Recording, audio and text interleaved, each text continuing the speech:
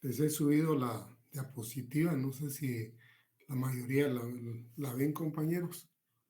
La diapositiva, la presentación, No se visualiza aún nada, No, licenciado. licenciado, se ve, licenciada. ¿no? Vamos a repetir el ejercicio.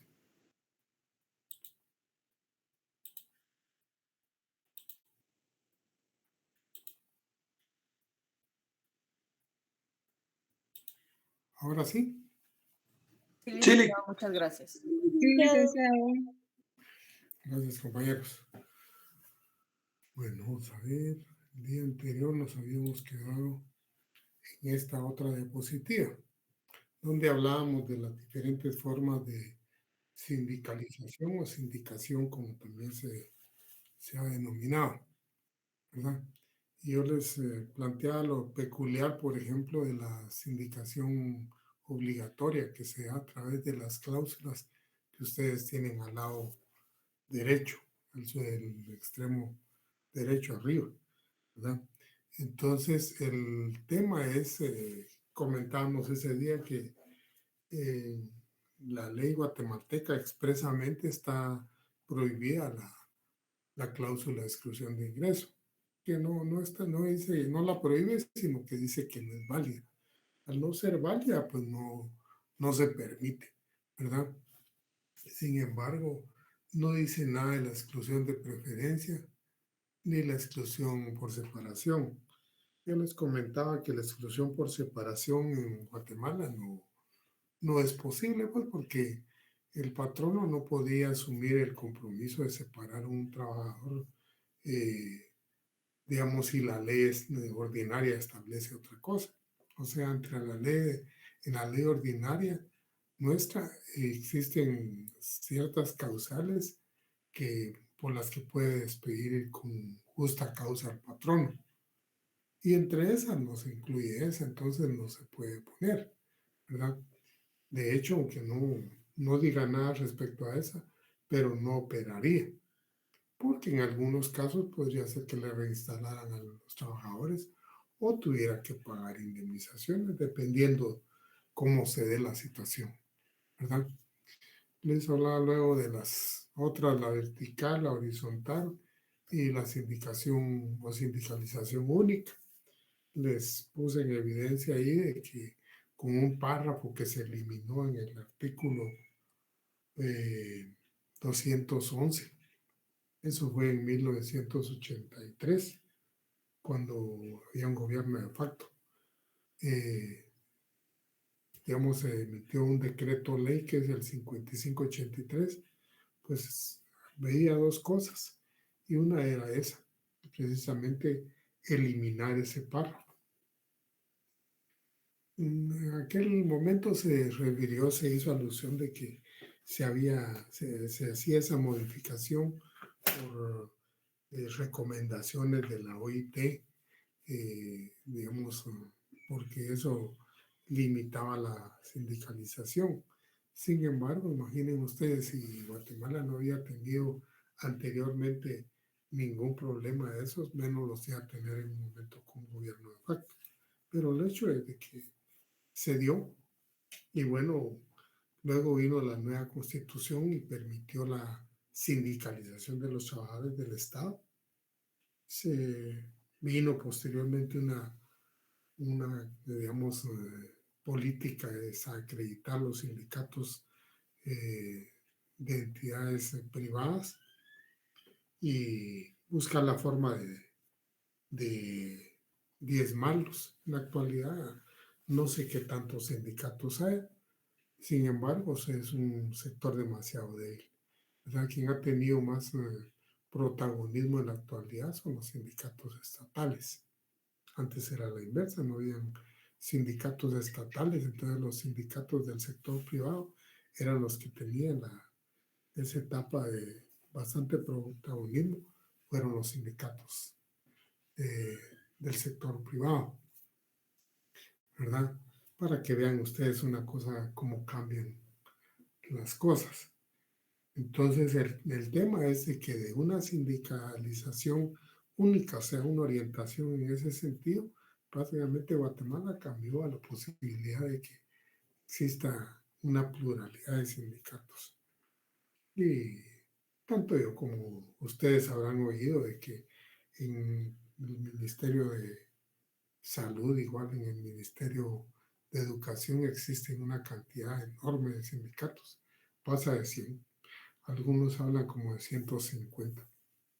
Ahora, ¿qué es lo que sucede con esto? No es una situación de que los trabajadores tengan más instituciones que los representen, que les apoyen sus intereses. No, hay un montón de gente de sindicatos pequeños que lo único que hacen es mantener y aprovechar los beneficios que tiene el sindicato mayoritario, ¿verdad? O sea, la inamovilidad, digamos, en las condiciones que la han logrado, porque los sindicatos normalmente buscan la forma de mejorar las condiciones de inamovilidad. Conforme el Código de Trabajo, existe inamovilidad para los miembros del Comité Ejecutivo. Normalmente los sindicatos a través de la negociación logran inamovilidad para los miembros del Consejo Consultivo. Logran a veces ampliar sus licencias, como les comentaba yo, es una cuestión de política según lo vean los sindicatos. Yo fui directivo y nunca me pareció conveniente, más que todo, el hecho de que los dirigentes estuvieran a tiempo completo, porque se desvinculan del resto de trabajadores, ¿verdad? Y entonces ya no hay una representación muy particular, muy vinculada, porque los directivos más miran aspectos políticos, ¿verdad? Y uno tiene a la vista personajes que han hecho vía política precisamente a través de esa situación, ¿verdad? Pero esa es una situación particular que se da en algunos sindicatos y si ellos lo ven como una cosa adecuada, pues enhorabuena, ¿no? Porque el sindicato representa los intereses y los derechos de sus afiliados, ¿verdad? En ese sentido, si la directiva está orientada a eso, aunque el resto de la población le hagan verlo mal, digamos, sin el sindicato va a haber cierta conformidad con sus directivos, ¿verdad? Entonces, les hablaba también de la corporación del trabajo. Les decía que se da ese tipo de organizaciones cuando se crean ciertos organismos que son conformados por representantes de los trabajadores y representantes de los patronos. Les comentaba que tanto en España como en Portugal se dio eso dentro de la etapa de la Segunda Guerra Mundial, o antes creo. Hay en Portugal es un señor de apellido Salazar, un dictador durante el cual se da eso. Y en España es Francisco Franco, que ahí está la Guerra Civil Española, ¿verdad? Pero también se da en Italia con Benito Mussolini. Benito Mussolini llega a perfeccionar tanto esa figura, no con una orientación popular, sino con una orientación de protección a los sectores conservadores. Es otro enfoque, porque es el enfoque del fascismo. Pero esa organización donde están representados patronos y trabajadores llega a emitir disposiciones legales casi como que fuera un congreso, ¿verdad? Casi como que fuera el congreso del país. O sea, desarrolla una actividad bastante fuerte, ¿verdad? Aquí en Guatemala lo más que hemos llegado es al hecho de que se forman las comisiones paritarias para recomendar los salarios mínimos, ¿no? Luego les hablaba yo de la improcedencia de las organizaciones sindicales y yo les comentaba improcedencia de las organizaciones sindicales mixtas. O sea, nuestra ley no permite sindicatos donde participen patronos y trabajadores, ¿verdad? El artículo 202 se refiere a algo de eso. Y entonces, la situación es que empieza diciendo sindicatos de patronos o de trabajadores o de personas de profesión u oficio independiente. Entonces, está haciendo, digamos, diferentes grupos. Y yo les comenté la existencia de lo que eran las asociaciones solidaristas, que es un tipo de organización que aparece en los años 85, por ahí más o menos, ya en la vida nacional.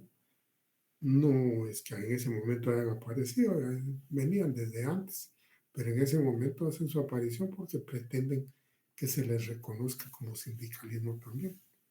Hay cierta protesta y hay cierta presión y eso nunca lo lograron por el hecho de que ellos sí en su interior tienen representantes tanto del patrono como de los trabajadores, ¿no?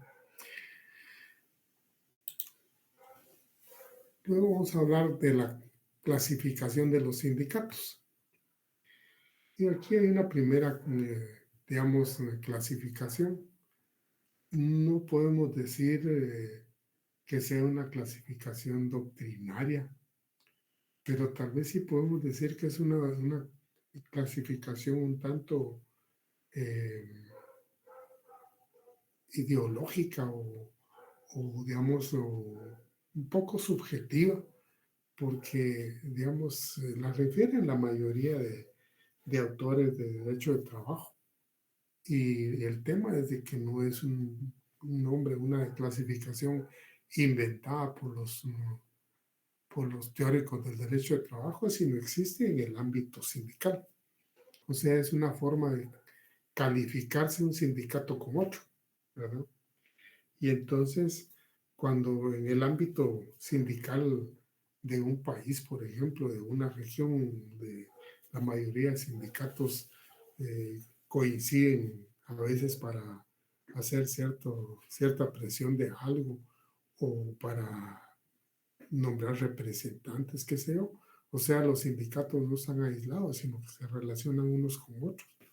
Entonces, vienen a calificar como sindicatos rojos a los sindicatos bastante combativos, a los sindicatos bastante radicales. Digamos, o sea, los sindicatos que son más de choque, ¿verdad? En Guatemala, por ejemplo, hace unos años, no sé si algunos de ustedes todavía lo escucharon, había una central sindical, o sea, una federación, era un CITRAGUA. Y un CITRAGUA era ese tipo de sindicato. Estaba considerado a nivel nacional como un sindicato un poco rojo, porque era digamos, un frente de sindicatos, porque una federación es una asociación de sindicatos. Era un frente que estaba considerado como un poquito de choque, ¿verdad? Y sí, así era. Tenían tal convicción de su papel a nivel nacional, imaginen ustedes que pasaron, yo pienso que por lo menos unos 15 años, y un CITRAGUA, digamos, hizo vida pública y no había hecho ningún trámite para estar inscrito en los registros del Ministerio de Trabajo. O sea, se hacía su existencia a base de pura presencia, ¿verdad? Normalmente cuando veamos el proceso de formalización de los sindicatos, vamos a ver que tienen que hacer un trámite en el Ministerio de Trabajo para que califiquen y le den su reconocimiento, ¿verdad? Y una vez les den su reconocimiento, pues les dan su personalidad jurídica y ya les crean también su registro para su personería jurídica, ¿verdad? Eso es a nivel de sindicatos, pero a nivel de federaciones también, a nivel de confederaciones también. Las confederaciones son entidades mucho más grandes que, digamos, integran diferentes federaciones. Pues el caso de UNCITRAG, digamos, no hizo nunca ningún trámite, o por lo menos no lo hizo en unos 15 o más años, no recuerdo cuántos años, pero no lo hizo, ¿verdad? Y entonces hacía valer su presencia, como les digo, de hecho, ¿verdad? Con ciertas, las protestas, las gestiones que hacía y todo, tenía un poco de problema a veces porque no podía acreditar su, digamos, su personería. Cuando quería participar en procesos judiciales, por ejemplo, ahí tenía problemas, pero en otro tipo de cosas, ¿no? Entonces, tienen ustedes la idea con por qué se dice que un sindicato es rojo, que es un poquito combativo, ¿verdad? Y entonces se habla también de sindicatos blancos. Y obviamente, como sindicato blanco, no va a ser el sindicato blanco calificado como blanco el que se califica así. Van a ser los otros sindicatos los que lo califiquen como blanco. Y como blanco lo van a calificar porque es un sindicato muy pasivo. Incluso cuando dicen, por ejemplo, los directivos de tal sindicato se blanquearon, es como decir, se vendieron, pues, ¿verdad? Entonces es un sindicato muy comodón, podríamos decir, ¿verdad? A una muy buena relación con el patrón y toda la cuestión. Obviamente, como les digo, esto es una cuestión subjetiva porque puede ser que el sindicato que sea un poco moderadón, así muy, no sea combativo, obtenga mejores, digamos, prestaciones que otro que es combativo, ¿verdad? Pero el hecho es de que la calificación de blanco viene a darse por parte de los otros sindicatos, posiblemente los que sean más beligerantes, ¿verdad? Y luego se habla de una calificación de sindicatos amarillos. Y se habla de sindicatos amarillos cuando son sindicatos que se amoldan a las circunstancias políticas. Háganse ustedes la comparación cuando se habla de periodismo amarillo. Se habla de periodismo amarillo cuando, digamos, son, digamos, medios periodísticos que son un poquito, le dan mucha relevancia a ciertas noticias y cuestiones así, pero en un momento dado aprovechan las circunstancias políticas para obtener ventajas, ¿no? Entonces, obtener contactos, qué sé yo, ¿no? No les puedo asegurar que beneficios económicos, porque eso se dice, pero por lo menos a mí no me consta. Y entonces, digamos, si ustedes ven la diferencia entre un sindicato blanco y un sindicato amarillo, es el hecho de que el sindicato amarillo, digamos, es un tanto político, porque aprovecha ciertas coyunturas políticas, ¿verdad? Aparentemente hace a veces presencia de ciertas actitudes un poquito beligerantes, pero son más que todo eh, convenientes para su existencia, ¿verdad? Con lo que yo les he dicho, por ejemplo, y lo que ustedes piensan, o lo que han leído de la prensa, ¿en qué calificación pondrían a don Joviel Acevedo?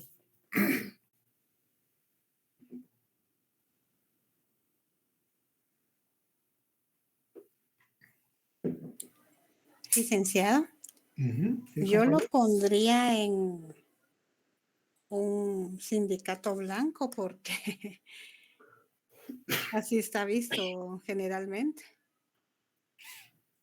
Pues yo de que ahí sí que quiero escuchar otras opiniones también.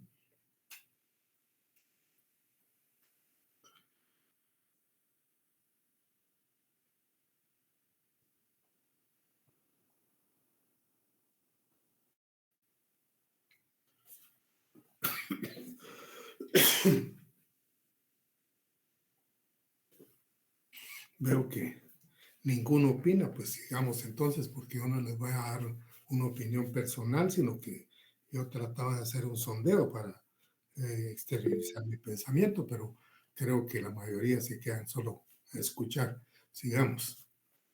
De acuerdo a la ley, Licenciada Yesca, ¿verdad? varios compañeros dieron su punto de vista por medio del chat, creo. Sí, lo que pasa es que yo no puedo leer con esa mano, ni tengo a mano eso. Y le digo, no me puedo poner a leer, lamentablemente, ¿verdad? Entonces yo sí quiero un intercambio, digamos, en ese momento.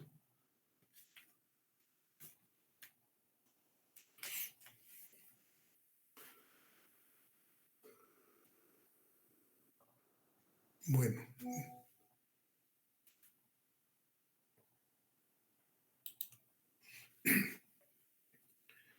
de acuerdo a la ley,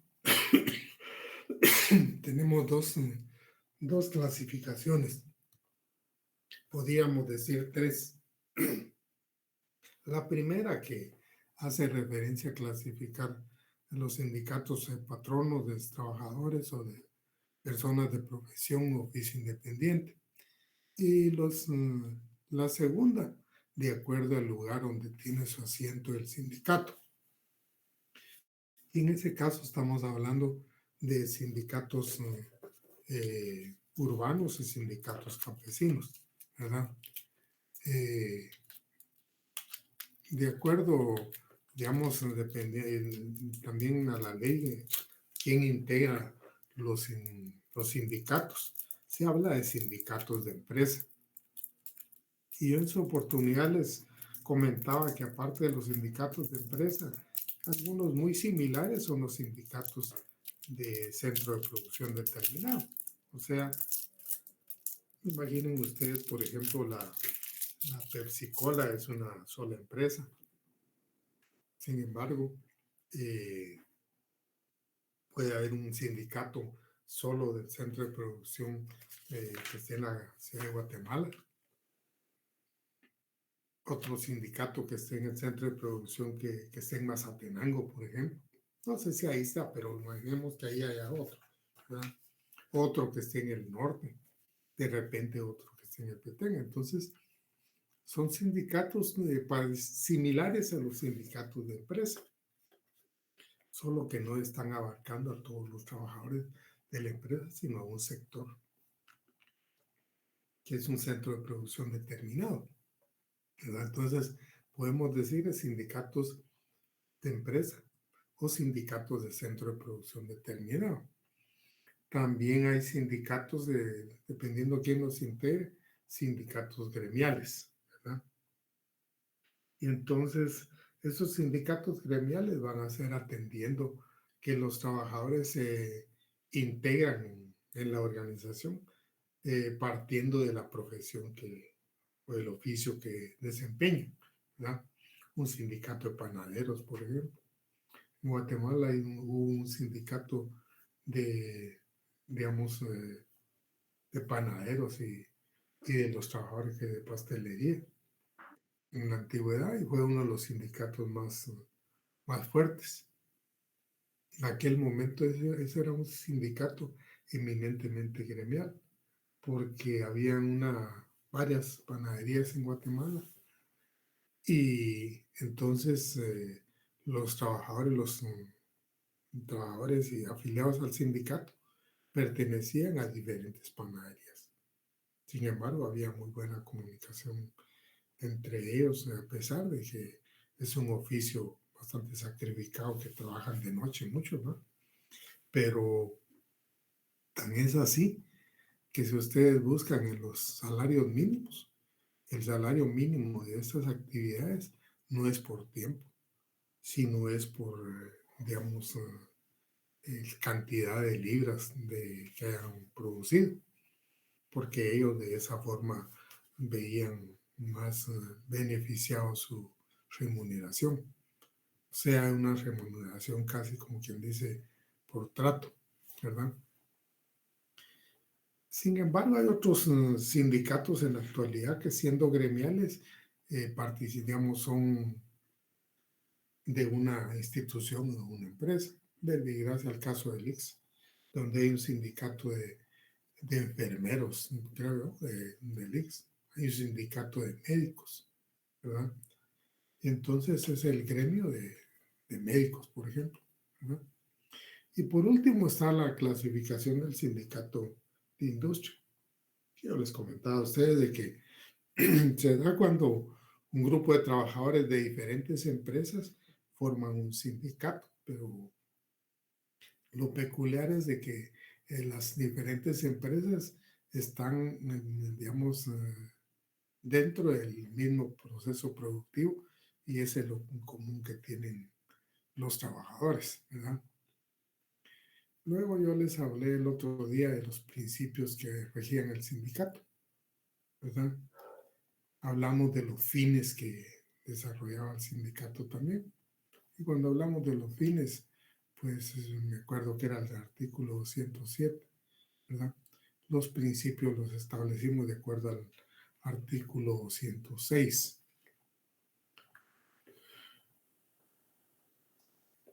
Como vamos encaminados a qué se necesita en el ámbito sindical propiamente y quiénes pueden formar el sindicato. Y estamos enfocados directamente al lado de los trabajadores, porque en el caso guatemalteco nunca se ha dado existencia de sindicatos patronales, ¿verdad? Entonces, si nos vamos al artículo 102, inciso Q de la Constitución, pueden ver ustedes una reflexión ahí sobre digamos, ciertas personas que tienen cierta limitación para pertenecer a los sindicatos. Yo quisiera que lo leyeran, ¿verdad? Y al momento que terminen de leerlo, pues miramos, comentamos eso.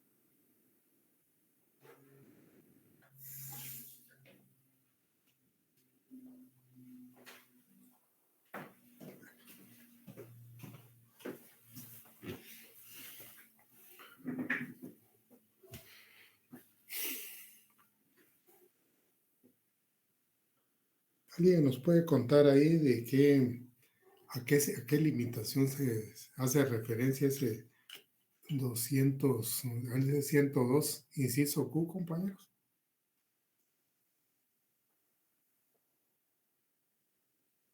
Solo los guatemaltecos por nacimiento, licenciada. Ajá. Pero solo guatemalteco con nacimiento, ¿qué? Solo los guatemaltecos por nacimiento podrán intervenir en la organización, dirección y asesoría de las entidades sindicales. Y hay unas excepciones que menciona la asistencia técnica gubernamental y lo expuesto en tratados internacionales o convenios intersindicales autorizados por el organismo ejecutivo. O sea, algunas personas que pudieran tener un tratamiento especial porque eh, tienen alguna autorización de digamos, por su condición de que vienen en representación de organizaciones, digamos, internacionales, ¿verdad? ¿Verdad? Prácticamente haciendo asesoría y toda la cuestión. Ahora bien, ahí, digamos, se hace referencia a la organización, digamos, de sindicatos. Fíjense que aquí hay un poquito de complicación porque la organización de los sindicatos se da precisamente en el momento de, de que se está constituyendo el sindicato, ¿verdad? No dice algo así de que sucede, digamos, si los sindicatos ya están constituidos, porque ahí no hay un impedimento expreso de que los extranjeros, si trabajan en una empresa, por ejemplo, donde hay un sindicato, no puedan afiliarse. Yo siempre he tenido esa duda. Y siempre he tenido esa duda porque no hay una limitación cuando ya el sindicato está constituido, ¿verdad? Cuando el sindicato ya tiene vigencia, ahí ese 102, inciso Q, no dice que no puedan ser afiliados a un sindicato, digamos, que ya exista, sino que hace referencia a la organización de sindicatos. O sea, no pueden participar en la organización de sindicatos, ¿verdad? ¿Qué es la organización? Es el proceso propiamente de constituirlos. Entonces, como que la limitación así expresa y tácita es así concreta, taxativa, es precisamente en el momento que se está constituyendo el sindicato. Previo a eso y en el momento que se está constituyendo, pero más adelante no refiere, digamos, alguna limitación, ¿verdad? Podrá, digamos, ahí sí que verse como una cuestión un poquito amplia, pero yo les digo, sería de verlo, porque eso podría ser en un momento dado motivo de una interpretación de la ley, ¿verdad? Porque si ustedes ven la situación, es en el momento de constituir el sindicato, el momento que se está organizando, ¿verdad? Entonces, es importante que lo tengamos presente porque imaginen a ustedes que en alguna eh, ocasión a ustedes les pregunten, fulano de tal es salvadoreño y está en el acta de sindicato y se lo meten ahí toda la cuestión, y ustedes a ver si lo incluyen o no, tienen que tener conocimiento de esto, ¿verdad? Ahora bien, pasemos al artículo 212. Eso se refiere, digamos, refiere entre otras cosas el hecho de la participación en los sindicatos de los menores de edad, ¿verdad? Ahí no hay ninguna limitación para los menores de edad. Lo único que dice es que, digamos, no pueden participar en ciertos cargos directivos, ¿verdad? Pero yo quisiera digamos, que ustedes lo tengan bien presente porque cuando veamos la constitución del sindicato, ustedes me dirán en qué momento pueden participar los menores de edad, ¿verdad? En ese momento de la constitución tienen un poquito de limitación. Y tienen limitación porque no son personas mayores que, digamos, puedan considerarse con derechos, con todos los derechos, ¿verdad? Cuando se constituye un sindicato, ahí refiere que se deben, digamos, estampar o insertar entre los datos de las personas los datos personales, los datos de identificación personal y el número de cédula. Actualmente ya no es cédula, pues, sino que es el DPI. Posiblemente va a haber complicación el día que se les entregue DPI a todas las personas, incluso a los menores de edad, ¿verdad? Porque ahí caería en el limbo eso, porque se supone que en la actualidad tiene DPI el que tenía cédula, o sea, a partir de los 18 años. Pero ahí han venido haciendo referencia y la ley lo tiene de que se le va a entregar documento de identificación, personal de identificación a todas las personas, incluso a los menores. Entonces ahí quedaría un poquito complejo. Pero el hecho es de que hasta el momento los menores de edad, cuando se haga constar los datos de ellos en un acta, no se pueden hacer constar todos porque no tienen DPI. Y no tienen DPI porque no son mayores de edad. Aunque estén habilitados para poder participar en un sindicato, no pueden participar en ese momento que se está constituyendo el sindicato. Pueden afiliarse posteriormente. Ellos sí, claramente. Los extranjeros todavía, yo les digo, está un poquito nebuloso, pues, porque no hay una situación así, porque deriva el tema de una prohibición, de una limitación, ¿verdad? Sí, buenas tardes, un gusto saludarlos. Adelante, adelante, Con compañero. con respecto a lo del QI o DPI de los menores en el acta de nacimiento actualmente, se les asigna un número de DPI o QI, ¿verdad? Ajá. El cual funciona al tener la mayoría de edad, es el mismo que ya quedaría estampado en el DPI. Entonces, ¿podría funcionar de alguna manera en la actualidad eso ya? Sí, mire, de hecho, digamos, el RENAP ha hecho declaraciones digamos, de proyectos de otorgar DPI a niños, digamos, a menores de edad, porque está en el proyecto, ¿verdad?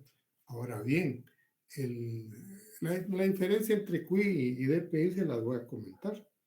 Muchos no reparan en eso y creen que es lo mismo, pero no.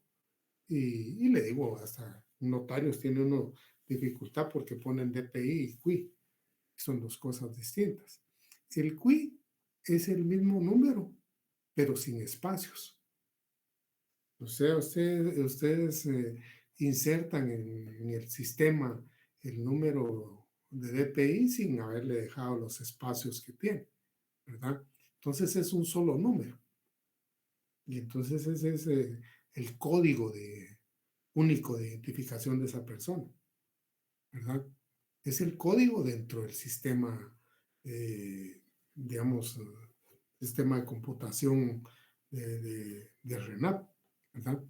DPI es el número partido en tres grupos, ¿verdad? Yo les digo, yo se los explico a algunos si no les gusta, porque, digamos, incluso en la legalización y en documentos ponen como que es lo mismo, pero no es lo mismo, ¿verdad? El tema es si es lo que usted refiere. Digamos, a la fecha, toda persona que nace ya tiene y toda persona que está registrada, digamos, en el RENAP, aunque no sea mayor de edad, está registrada y tiene un número de QUI, ¿verdad? Que cuando, digamos, llegue a la mayoría de edad, hagan su DPI y le van a separar ese QUI en los tres espacios que le den, ¿verdad? Pero el tema aquí está en que yo les refiero que según el 212, los menores de edad mayores de 14 pueden participar en un sindicato, con la única limitación de que no pueden formar parte de los cuerpos directivos, ¿verdad? Eso es lo que dice ahí el 212. Ahora bien, cuando se está constituyendo un sindicato, entre los requisitos que se deben cumplir está identificar a las personas. Y entonces cuando, digamos, hace la referencia a identificar a las personas, también hace referencia de registrar el número de cédula de vecindad, porque la ley es anterior al DPI, por supuesto, ¿no? Pero entonces ahora ya no es la cédula de vecindad la que se registra, sino el número de DPI, ¿verdad? Entonces, hasta el momento yo le digo, cualquier menor que quiera participar, aunque tenga 14 años, no va a poder participar porque no cumple ese requisito de tener DPI. No sé qué suceda más adelante, si en un momento dado les van a dar DPI, porque a la fecha, por cuestiones económicas, no lo ha hecho nada, ¿verdad? Pero es un proyecto que tiene.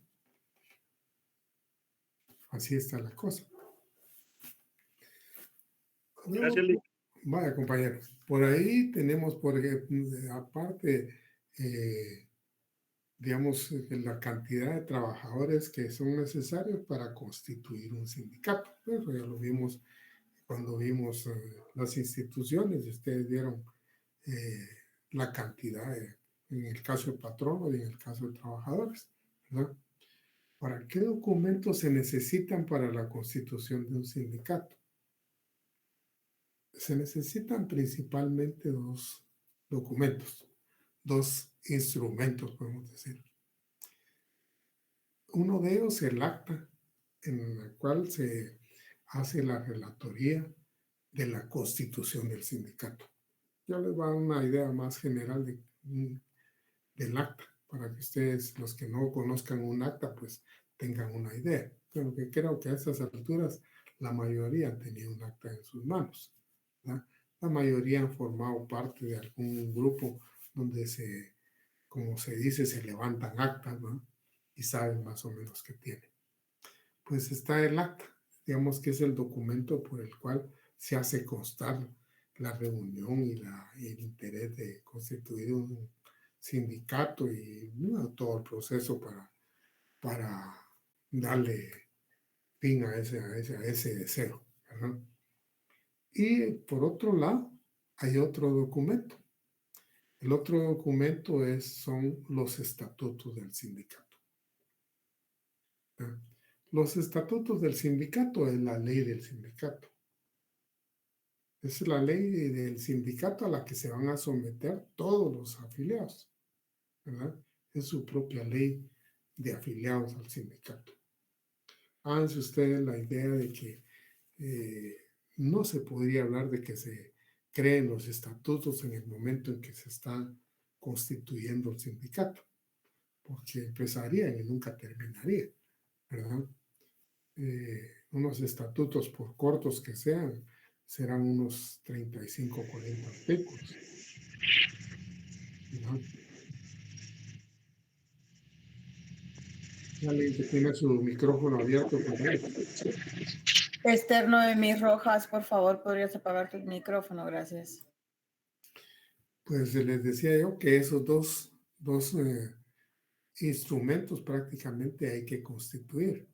Y los estatutos, como les decía, en el momento en que está constituyendo el sindicato, lo que se hace es conocerlos y aprobarlos normalmente, ¿verdad?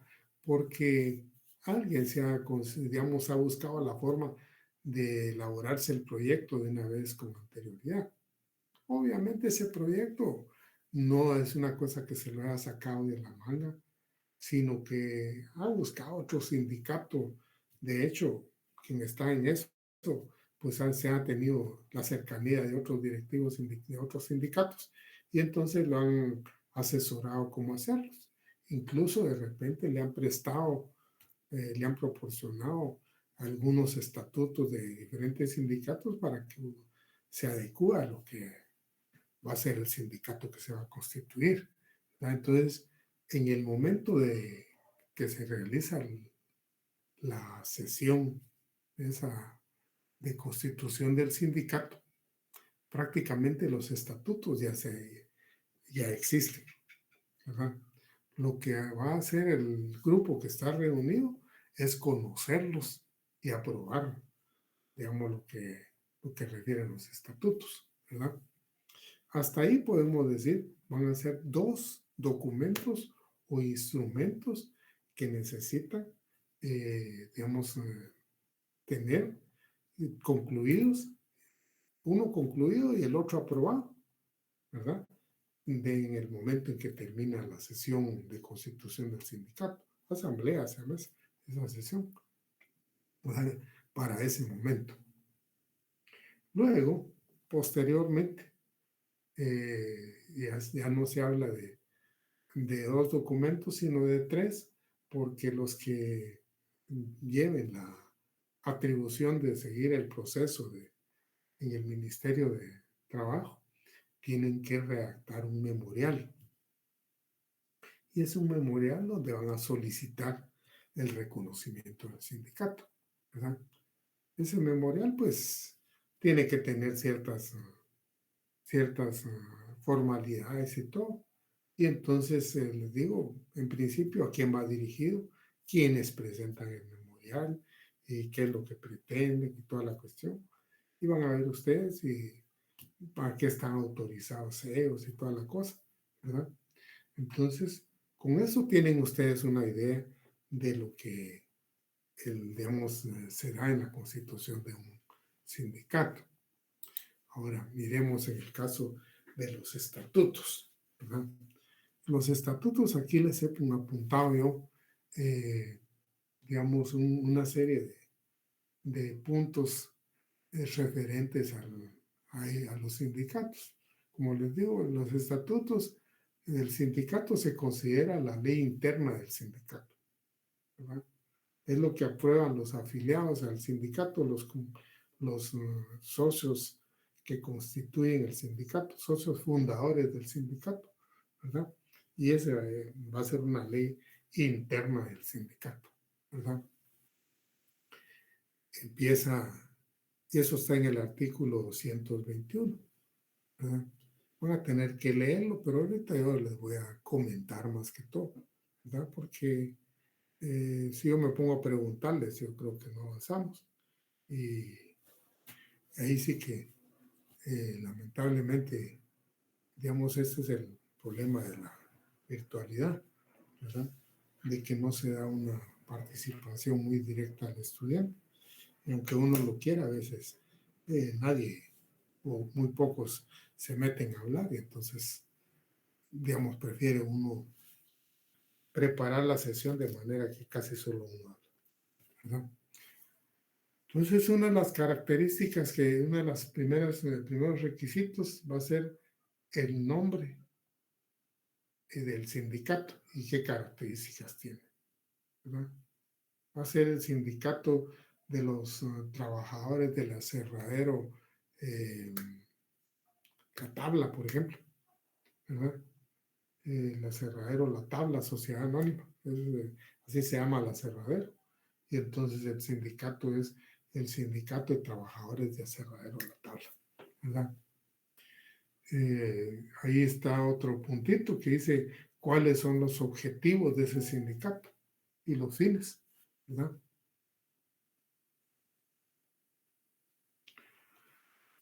Y entonces dice los objetivos y los fines, ya vimos anteriormente cuáles eran los fines a nivel general, pero en esta parte se puede particularizar más específicamente qué es lo que se pretende hacer el sindicato, siempre dentro del ordenamiento de lo que dispone el 206, ¿verdad?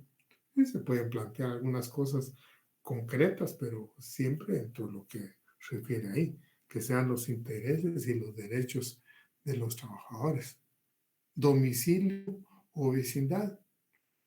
La realidad es de que normalmente se ponen las dos cosas porque en el ámbito laboral, digamos, se ha establecido como un dato fundamental de identificación la vecindad más que el domicilio. En la mayoría de memoriales, por ejemplo, cuando uno escribe, por ejemplo, el nombre, su edad, su estado civil, su profesión y el domicilio. El domicilio se refiere al departamento donde radica. Ahora bien, en el caso de lo laboral, sí hace referencia a la vecindad. Entonces, ahí sí que por cuestión de sanidad se pone domiciliado en el departamento tal y vecino de tal municipio, ¿verdad? Ustedes saben que la vecindad se la da en el momento en que uno saca, antes era la vecindad, ahora es el DPI en determinado lugar, uno es vecino de determinado municipio. Eso lo liga al hecho de, digamos, electoral y todo, de que va a elegir en el municipio de donde es vecino, ¿verdad? Derechos y obligaciones de los miembros del sindicato, o sea, una descripción de qué derechos tienen todos los miembros del sindicato, qué obligaciones tienen también, ¿verdad?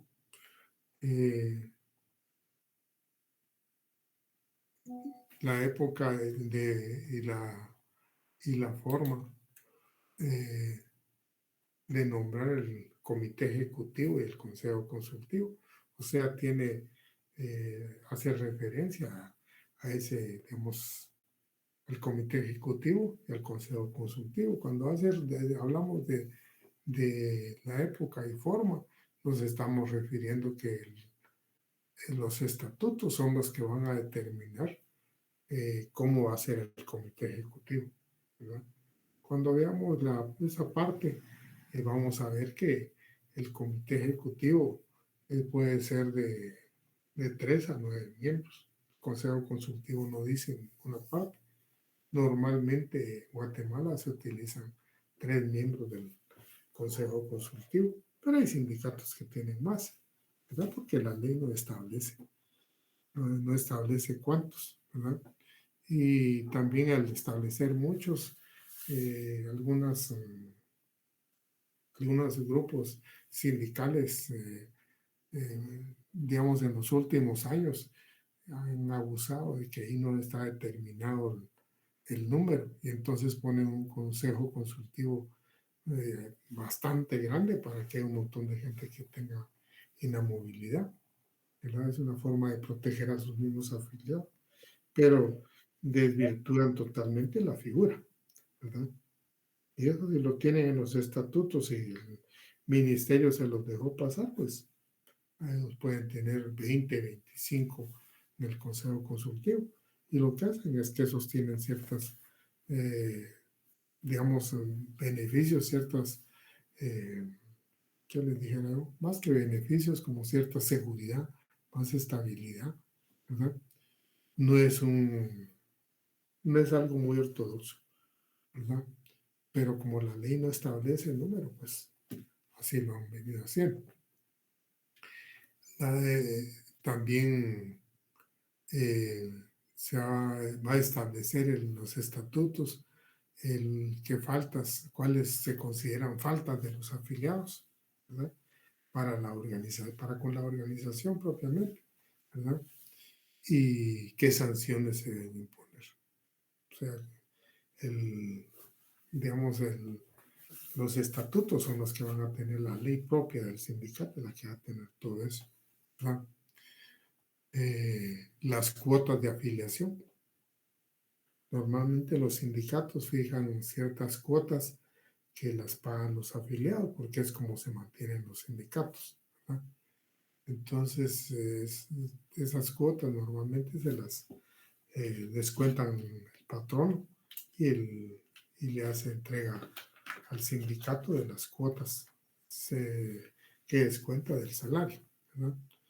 Los que tal vez puedan hacer un poco de memoria se recordarán que cuando yo les pedí que leyeran las obligaciones de los patronos, ahí está el descuento de cuotas sindicales. O sea, no es una cuestión así voluntariosa o de buena gana que el patrono vaya a descontar las cuotas sindicales.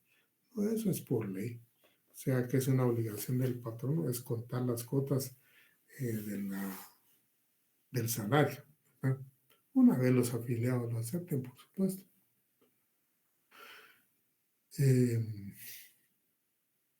La rendición de cuentas, por ejemplo, que cada cierto tiempo el sindicato debe rendir cuentas de lo que ha hecho, ¿verdad? Debe hacer un informe de cómo ha gastado el dinero, cómo se ha gastado el dinero del sindicato, ¿verdad? Les cuento de que en la actualidad no sé de eso, pues, pero en mi época me recuerdo que un rubro que era bastante fuerte para los sindicatos era la renta, ¿verdad? Porque en la actualidad, pues la mayoría de sindicatos son estatales y tienen su sede adentro del ministerio o de la dependencia donde pertenece. Pero cuando hablamos de sindicatos en el sector privado, el patrono no aceptaba que los sindicatos tuvieran sede adentro, ¿no? De esa cuenta, los sindicatos tenían que alquilar un lugar para tener su propia sede. Y obviamente siempre quedaba algún remanente de cuentas para poder, digamos, hacer algunas actividades del sindicato, ¿no? Es una cuestión de administración, porque solo se administran los ingresos y los egresos, ¿no? También debe tener normas sobre los requisitos para admitir nuevos afiliados. O sea, cuando alguien desea participar en un sindicato, no es nada más de que se tenga que afiliar. Hay cierto normativo para que lo admita. Porque puede ser que haya personas que no sea conveniente que estén en el sindicato o que no puedan estar por el cargo que ocupan, ¿verdad? Entonces el sindicato tiene que calificar eso. O sea, ahí dentro de sus estatutos hay ciertas normas para llevar a cabo eso, ¿verdad? Por último, también podemos hablar también podemos hablar de la regulación sobre las asambleas ordinarias y las asambleas extraordinarias. Establecer en los estatutos con qué regularidad se van a hacer las asambleas ordinarias y cuándo se pueden hacer asambleas extraordinarias. La realidad es que las asambleas extraordinarias normalmente no van a tener una limitación, porque son para atender asuntos que no están previstos. O sea, que no son del trato normal ni de la empresa ni del sindicato. Imaginen ustedes, por ejemplo, que hay un sindicato y de la noche a la mañana resulta que por alguna razón en el lugar donde existe ese sindicato se trata de una empresa, está tan mal la empresa que va a reducir el personal, por ejemplo. Entonces, al comentárselo al sindicato, pues el sindicato tendrá que convocar una asamblea extraordinaria para informarle a sus afiliados, ¿verdad? Y ver qué decide, ¿verdad? Entonces, ahora las asambleas ordinarias sí normalmente están programadas en los mismos estatutos. O sea, puede decir, por ejemplo, una asamblea, digamos, en el mes de junio y otra asamblea en el mes de diciembre, por decir algo, ¿verdad? Que son ya asambleas cajoneras. Posiblemente en la de diciembre se va a conocer lo que es digamos, la rendición de cuentas. Posiblemente uno se conozca el presupuesto de las cosas que van a hacer y cuestiones así, pero son cosas normales que va a tener que conocer el sindicato. Tanto que las extraordinarias, pues son ahí sí que situaciones que no están previstas, ¿no? Y por último, está en los mismos estatutos también, si llegase el caso de que el sindicato se disolviera o fuera cancelado, digamos, el proceso que debe seguirse para su liquidación, ¿verdad? La designación a quién se van a entregar los bienes del sindicato. Con eso tienen ustedes una idea de lo que hace referencia al artículo 221, ¿verdad? El 221 nos refiere, por ejemplo, digamos, qué es lo que tiene que tener el sindicato. Si nosotros nos vamos al artículo 222, ahí está lo referente a la asamblea, ¿verdad? Y ahí hablamos de la asamblea del sindicato ya constituido, ¿verdad? Pero puede establecerse que la asamblea es el órgano máximo del sindicato. Oportunamente vamos a leer ese 222. El 223 hace referencia a lo que es el comité ejecutivo, ¿verdad? Los derechos que tienen los miembros del comité ejecutivo y cuántos pueden ser, ¿verdad? Y cuánto tiempo más o menos van a durar en sus cargos, ¿verdad? Y luego el artículo 124 hace referencia al Consejo Consultivo.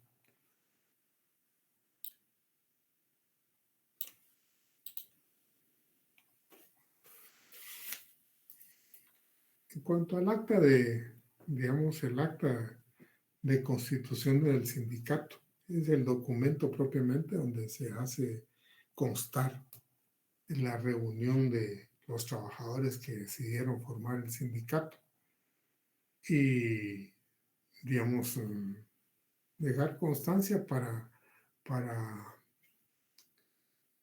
se llama? Para que pueda tener sus efectos, para comprobárselo a otras personas, ¿verdad? Las actas normalmente pueden ser documentos privados o pueden ser documentos públicos. Van a ser documentos privados, digamos, todos aquellos documentos en los que participen personas que no tienen fe pública, ¿verdad? En Guatemala los únicos que tienen fe pública son los notarios. Cuando uno se gradúa de abogado y notario. Pues la calidad de notario le da la calidad de que todas las actas que autorice el notario prácticamente tienen calidad de instrumentos públicos. O sea, son creíbles y, digamos, lo que uno ha puesto ahí, pues es verdad. Eso es lo que se considera. Obviamente tiene la posibilidad de que pueda ser cuestionado, pues, pueda ser impugnado. Pero en principio, digamos, es un documento que se considera cierto, ¿verdad? Mientras no sea impugnado. Eso no hace, digamos, no debe hacer pensar de que el notario pueda excederse en escribir lo que le da la gana. No, también si en un momento dado escribe cosas o hace constar cosas que no son y en un momento dado, digamos, se comprueba que ha faltado la verdad, puede ser sancionado con cualquier otra persona, ¿verdad? Puede haber falsedad en lo que haya escrito, obviamente, ¿verdad? Y puede ser perseguido penalmente, ¿verdad? Sin embargo, esa condición a veces hace pensar a muchas personas que pueden hacer lo que les da la gana. Hay mucha gente que se envilece cuando adquiere una calidad de esa naturaleza y hace cosas a veces muy feas, pues, irregulares, y que dan la, digamos, condición para que muchas veces se hable mal de los licenciados, ¿no? Que el licenciado es una calidad académica, pero es el título que le dan a uno en principio. Abogado le da una calidad, una profesión que puede hacer ejercitar, y notario es otra, ¿no? Pero pues les cuento yo de que habrán personas que sí, en muchas ocasiones hacen mal uso de esos derechos que reciben del Estado, ¿verdad? Gracias a Dios no es una mayoría, pues, son pocas personas, pero desgraciadamente por la labor de esas pocas personas se califica a todos como malos, como sinvergüenza, ¿no? Muchas veces, en la medida que uno se deje también, pues, ¿verdad? Entonces, digamos, para que ustedes tengan una idea de que las actas que van a suscribir y van a autorizar los notarios, pues son documentos públicos. También algunas personas a veces realizan ciertos actos y se considera que tienen fe pública porque el Estado les ha dado cierta fe pública para esa labor. Por ejemplo, cuando uno le van a notificar, antes cuando uno le notificaban, porque ahora no lo están haciendo así, había un notificador y el notificador le iba a notificar a uno en un lugar. El notificador tenía fe pública de que había notificado, salvo que se probara lo contrario, pues, ¿verdad? No tenía fe pública en cuanto a otras cosas, pero sí en cuanto a que había notificado, ¿verdad? Por su calidad de notificador de un juzgado. ¿Qué los hace pensar en eso cuando dice, digamos, un documento que tiene una fe pública, prácticamente genera un hecho que tiene calificación de público?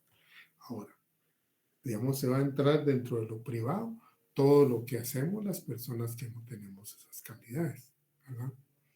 Imaginen ustedes, por ejemplo, que se forma un comité en una colonia para atender asuntos del barrio, del sector donde vive. Es una colonia, por ejemplo, o un barrio, qué sé yo, pero es un sector y digamos, ante un problema que tienen, empiezan a discutirlo y buscan la forma de encontrar soluciones y nombran un subcomité, ¿verdad? Y ese comité, pues, se reúne y empieza a buscar la forma de ver cómo toma ciertas decisiones, donde no pueden estar todos los días, ¿verdad? Para lograr resolver ciertos problemas que se van dando. Gracias al caso de la mayoría de colonias cerradas en la actualidad o espacios cerrados, ¿verdad? Digamos, hay una junta directiva o comité y toma decisiones por la mayoría.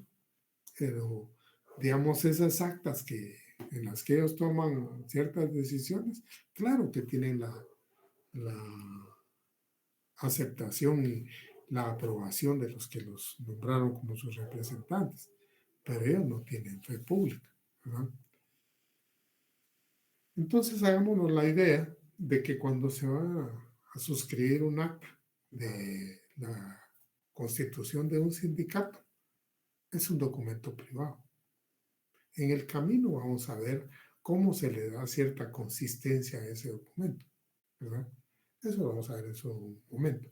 Ahora bien, ¿qué es lo que tiene un instrumento de estos? Un acta, ¿verdad? Lo primero que tiene es el lugar donde digamos, el lugar donde se está desarrollando, ¿verdad? Por ejemplo, el departamento, el lugar, la dirección, ¿verdad? Fulano, digamos, en la ciudad de Guatemala, el día, la fecha también. Por ejemplo, en la ciudad de Guatemala, digamos, el día XX, reunidos en la casa ubicada en la séptima avenida, 856, de la zona 1, ¿verdad? Fulano, sutano, mengano, perencejo. Y ahí es donde se van poniendo los datos de identificación personal de cada uno. Y se van poniendo los datos de identificación personal y el documento de identificación para poder tener una identificación, valga la redundancia, más precisa de quiénes son los que estaban dirigiendo la mesa, quiénes eran los que estaban reunidos, ¿verdad? Y si se va a poner en ese momento a todos, porque es lo más normal, ahí en ese momento no es, los que están reunidos no están en nombre de ninguno, cada quien está en nombre propio, pues se van a poner los nombres de, si son 20 personas, las 20 personas, y si son 25 personas, las 25 personas, ¿verdad? Y se va a tratar de identificar, de manera que cuando digan Juanito Juárez Jerez, de 28 años, casado, albañil, en un domicilio en el departamento de Guatemala y, digamos, vecino del municipio de Misco. Se identifica con el DPI número tal y tal y tal. Entonces sí sabemos exactamente quién es. Ajá. En ese momento sabemos de qué persona, porque pueden haber varios Juanitos Juárez Jerez, creo que les dije, ¿verdad? Entonces, pero ya con esos puntos y señales sí sabemos quién es. Eso es lo primerito que hay en un acta. Saber quiénes son los que están, ¿verdad? Luego, digamos, definir para qué están ahí, ¿verdad? Entonces, si lo quieren apuntar, porque yo no les voy a en este momento dar otro punto de referencia. Digamos, el lugar, la fecha, la dirección, ¿verdad? ¿Qué otra cosa dijimos? Lugar, la fecha, la dirección, la hora. ¿A qué hora empezó la reunión? Son 4 cosas. Y luego identificar las personas que están participando de ese acto. Eso se llama comparecencia. Comparecencia del instrumento, porque con esos datos ustedes saben dónde fue, a qué hora, qué día, en qué lugar y quiénes estaban, quiénes específicamente, porque por eso se identifican los datos de identificación personal. Algunos dicen los generales de ley, pero generales solo en el ejército. Entonces, en este caso, son los datos de identificación personal, ¿no? Más el documento que identifica a esa persona. Entonces, ya ahí se tiene claro quiénes eran los que estaban, en qué momento, en qué lugar, en qué dirección, a qué hora, qué día, ¿verdad? Y eso nos da una certeza de la parte inicial de un acta. Más adelante tendrá la parte para qué estaban reunidos ahí, ¿verdad? ¿Para qué estaban reunidos? Y entonces, digamos, están reunidos para tal cosa. Y yo les digo, bueno, la situación es de que, digamos, se reunieron para digamos, constituir el sindicato. Entonces les digo, ¿qué es lo que tiene el acta? El acta tiene la parte de la comparecencia, tiene el motivo de la reunión y luego tiene la parte de sí, qué acuerdos se llegaron y luego tiene la parte del cierre, ¿verdad? Todo, obviamente firman los que están, todos firmaron porque están de acuerdo con lo que ahí se hizo. Ese es un acta, ¿verdad? Ahora yo los quiero remitir a que lean el artículo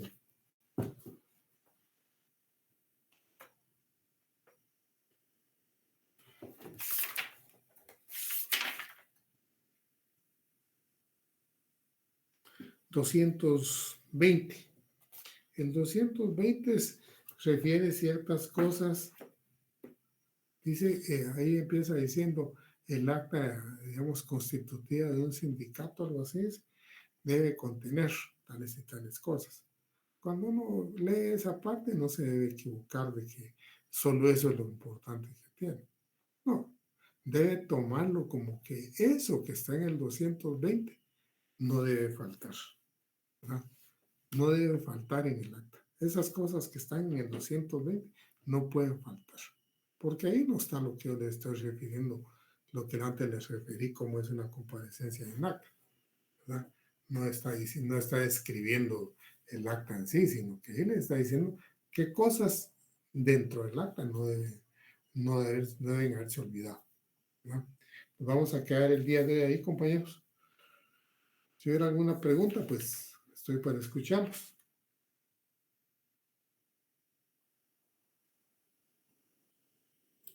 Gracias, licenciado.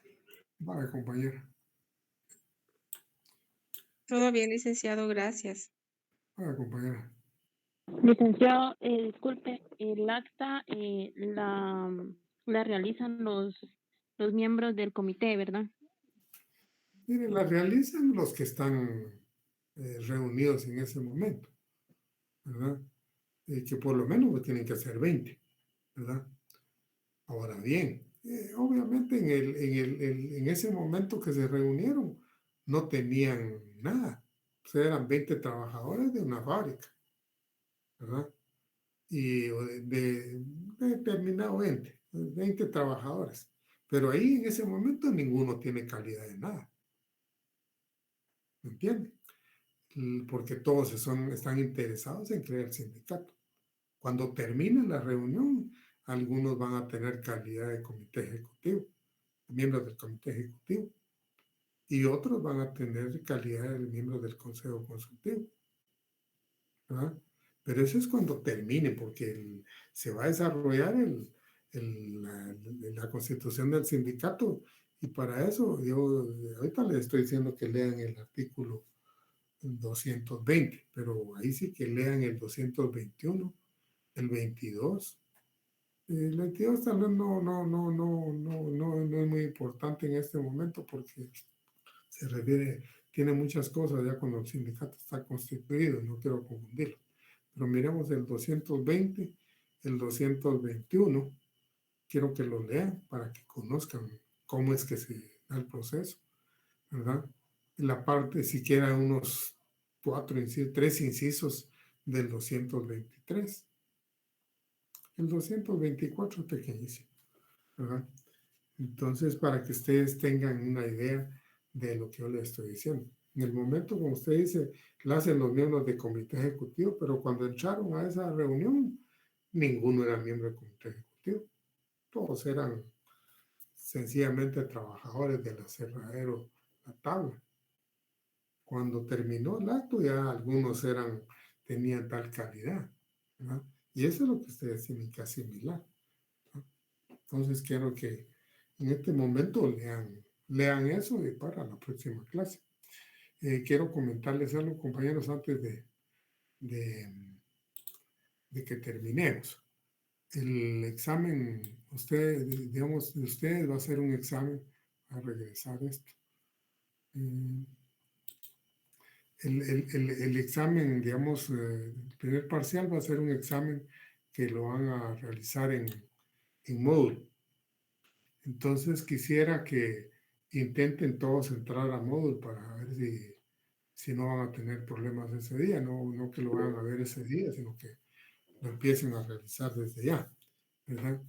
Y si alguien tuviera problemas para ingresar a Moodle, que aquí les estoy poniendo una dirección, un correo, a donde tienen que acudir para que les corrijan lo que tengan mal en el caso de, digamos, suyo.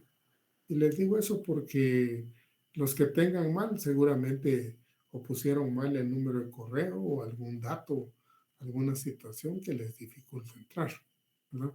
Entonces, por favor, ingresen ya para saber que sí van a poder entrar el día del examen y toda la cuestión. Yo ya vi los listados y están todos los estudiantes ahí habilitados, los que pertenecen a la sección D. Pero quiero que ustedes verifiquen eso y no que el día del examen no vayan a poder entrar y entonces no hay problemas, ¿verdad? Copien ese correo electrónico por si tuvieran problemas. Gracias, licenciado. Compañeros. Entonces vamos a terminar ahí, ¿verdad? Licenciado, una pregunta. Ah. Una compañera escribió, como usted no puede leer los mensajes, una compañera que se llama Jennifer Michelle escribió que en qué horario mantiene su oficina abierta el día sábado porque ella llegó a las 9 y estaba cerrada. Sí, lo que pasa es que yo les he dicho que iba a las 10, yo llegué a las 9 y ella ya se había ido. Llegó con su papá, creo yo, y porque a mí me dijeron de frente, digamos hay un comedor ahí, yo había pedido comprar mi pan ahí, y entonces me dijeron que se habían ido, pero yo sí estuve hasta casi la 1, ¿verdad? Entonces el tema es de que, imaginen el día sábado, normalmente uno se tarda un poquito más, pues, y yo sí no les dije a las 8, yo les dije que a las 10 llego más o menos a mi oficina, y llegué a las 9:30. Lick, perdone. Ajá. Fíjese que yo ya entré a Módulo y entré a su curso de Derecho Laboral 2. Solo me pone ahí algo general, foro, avisos, tema 1, tema 2 y tema 3. Es lo que debería aparecer en su plataforma o en el curso del que usted está Sí, dando. porque ahorita no hay ningún examen ni nada.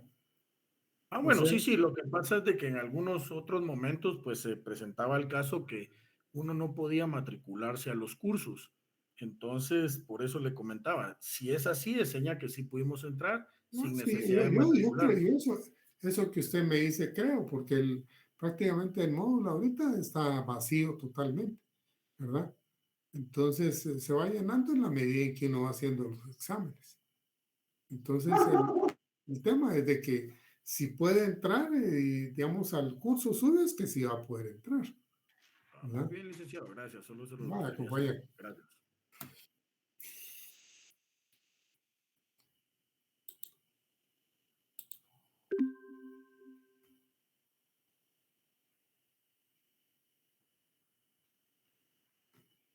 Bueno, compañeros, que pasen una buena noche. Gracias. Feliz noche, licenciado. Feliz noche. Feliz noche, Lick. Bendiciones. Feliz noche, Lick. Feliz noche, Lick.